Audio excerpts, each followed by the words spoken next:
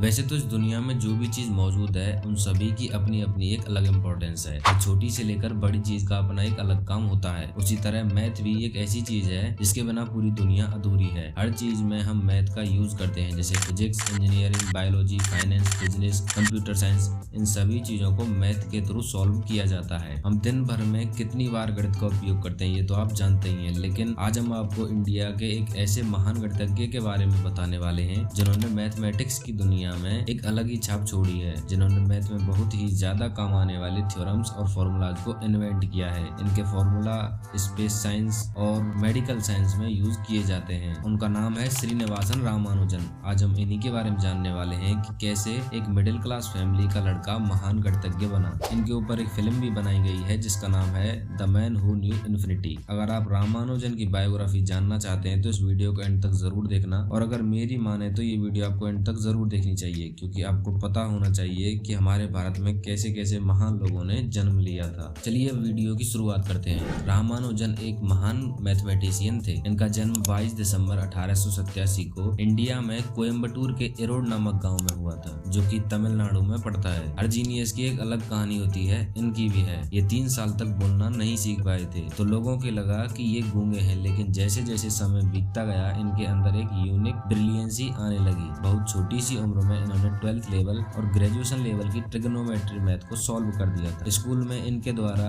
अपनी से बड़ी क्लास की मैथ को सॉल्व किया जाता था, और टीचर्स जब इनके सॉल्यूशंस को देखते थे तो वो बोलते थे कि ये किसी प्रोफेसर ने किया है। ये अपनी क्लास में टीचर्स से बहुत अजीब सवाल करते थे, जैसे शून्य का क्या महत्व है, पृथ्वी और बादलों के बीच कितनी दूरी है, धरती का पहला इंसान कौन था। कभी कभी टीचर्स को भी ये सवाल अटपटे लगते थे, इसलिए उन्होंने भी मान लिया था कि रामानुजन के पास अलग ही प्रतिभा है। हाई स्कूल की एग्जाम पास करने के बाद इनके गणित में अच्छे नंबर आए, जिससे इन्हें सुब्रमण्यम स्कॉलरशिप मिली और आगे की कॉलेज में एडमिशन भी मिला। लेकिन उनका गणित को लेकर इतना इंटरेस्ट था कि वे किसी और विषय को पढ़ते नहीं थे। दूसरे सब्जेक्ट्स के पीरियड्स में भी गणित की इक्वेशंस को सॉल्व करते रहते थे, जिस कारण वो 11th में गणित को छोड़कर सभी विषयों में फेल हो गई, और 1907 में उन्होंने दोबारा 12th की एग्जाम प्राइवेट दी, जिसमें वे फिर से फेल हो गई और उनकी पढ़ाई रुक गई, जिस वजह से उन्हें कोई नौकरी नहीं मिली। इसलिए वो बच्चों को ट्यूशन देकर और कोई छोटे मोटे काम करके अपना घर का खर्चा चलाते थे। रामानुजन की ईश्वर के प्रति बहुत अधिक श्रद्धा थी। वो अपने परिवार की कुल देवी नामगिरी की आराधना करते थे। उनका मानना था कि जो भी थ्योरम वो स्लेट पर लिखते हैं उसका हल सपने में नामगिरी देवी उन्हें दे देती है, और वे अगला सूत्र खोजने में लग जाते। इसलिए उन्होंने अपने द्वारा इन्वेंट की गई थ्योरम्स और फॉर्मूलाज को कभी प्रूव नहीं किया। वो कहते थे कि उन्हें इनको सिद्ध करने में कोई दिलचस्पी नहीं है। उनका मानना था कि जिस सूत्र में उन्हें ईश्वर का रूप ना दिखे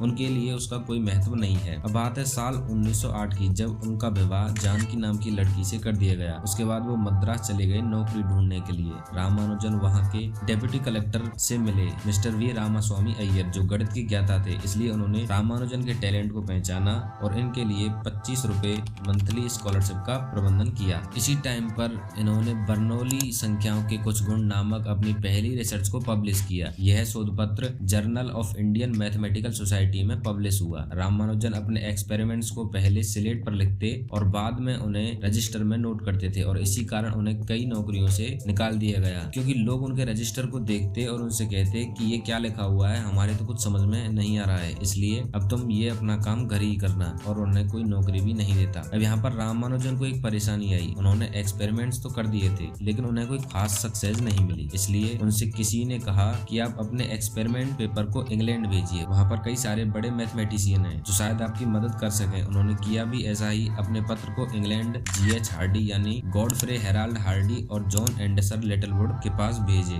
जो उस समय के महान गणितज्ञ थे। पहले तो उन्होंने इनके ऊपर कोई ध्यान नहीं दिया, लेकिन बाद में GH हार्डी के कहने पर लिटिलवुड और हार्डी ने रामानुजन के फॉर्मूलाज को चेक किया। रामानुजन ने उन लेटर्स में लिखा था कि हार्डी के द्वारा अनसॉल्व्ड क्वेश्चन को भी उन्होंने सॉल्व कर दिया है। ये सब देखने के बाद प्रोफेसर हार्डी ने उन्हें कैम्ब्रिज आने का इनविटेशन दिया, लेकिन रामानुजन जिस कास्ट से थे उसमें मानना था कि आप 7 समुंदर पार करके नहीं जा सकते। इसके बाद रामानुजन ने यह तय किया कि उनकी जो देवी है नामगिरी, अगर वो उन्हें परमिशन दे देती हैं तो वो चले जाएंगे। कुछ दिनों बाद रामानुजन के अनुसार उन्हें परमिशन मिल गई और वो इंग्लैंड आ गए। इंग्लैंड जाने से पहले उन्होंने लगभग 3000 से भी अधिक फॉर्मूला इन्वेंट कर दिए थे। अब इंग्लैंड आने पर रामानुजन को एक परेशानी हुई, क्योंकि रामानुजन वेजिटेरियन थे, इसलिए इंग्लैंड में वो खुद अपने लिए खाना बनाते थे। वहाँ उनको थोड़ी हेल्थ प्रॉब्लम भी हो गई थी। अपने एक्सपेरिमेंट्स के बेस पर उन्हें उन्हें कैम्ब्रिज यूनिवर्सिटी से बीए की डिग्री मिल गई। लंदन में इनकी तबीयत खराब होती जा रही थी, इसके चलते उन्हें डॉक्टर के पास ले जाया गया और डॉक्टर ने उन्हें ट्यूबरक्लोसिस बताया, जिसे हम आम भाषा में टीबी यानी क्षय रोग कहते हैं। हेल्थ प्रॉब्लम के चलते भी वो नए फॉर्मूलाज पर काम करते रहे। इसी टाइम की मैं आपको एक कहानी बताता हूँ। क्या आपको पता है 1729 को रामानुजन या हार्डी रामानुजन नंबर क्यों कहते हैं? अगर नहीं तो हम बताते हैं। जब रामानुजन हॉस्पिटल में थे तो प्रोफेसर हार्डी उनसे मिलने आए तो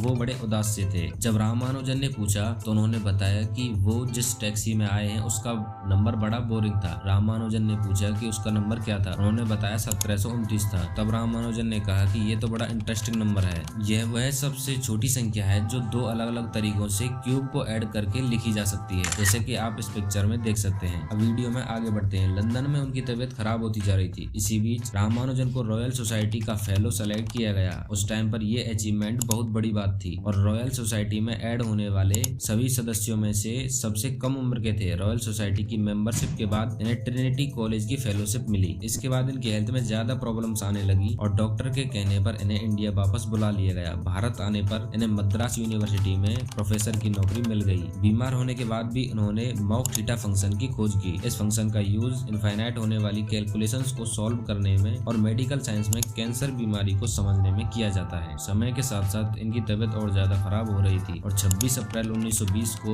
उनकी डेथ हो गई। जिसने भी यह न्यूज सुनी वह एकदम सरप्राइज रह गया। रामानुजन 33 साल की एज में इस दुनिया को छोड़कर चले गए थे और ये भारत के लिए ही नहीं पूरे विश्व के लिए एक शॉकिंग न्यूज थी, क्योंकि एक महान गणितज्ञ इस दुनिया को बहुत ही कम उम्र में छोड़कर चला गया। तो कैसी लगी भारत के ग्रेट मैथमेटिशियन की स्टोरी कमेंट्स में जरूर बताना और ऐसे ही इंपॉर्टेंट वीडियोस देखने के लिए हमारे चैनल को सब्सक्राइब जरूर करना। हमें आपके सपोर्ट की बहुत जरूरत है, इसलिए वीडियो को लाइक करना और शेयर करना, जिससे और भी लोगों तक ये जानकारी पहुंचे। वीडियो को एंड तक देखने के लिए धन्यवाद। मिलते हैं किसी अगले वीडियो में।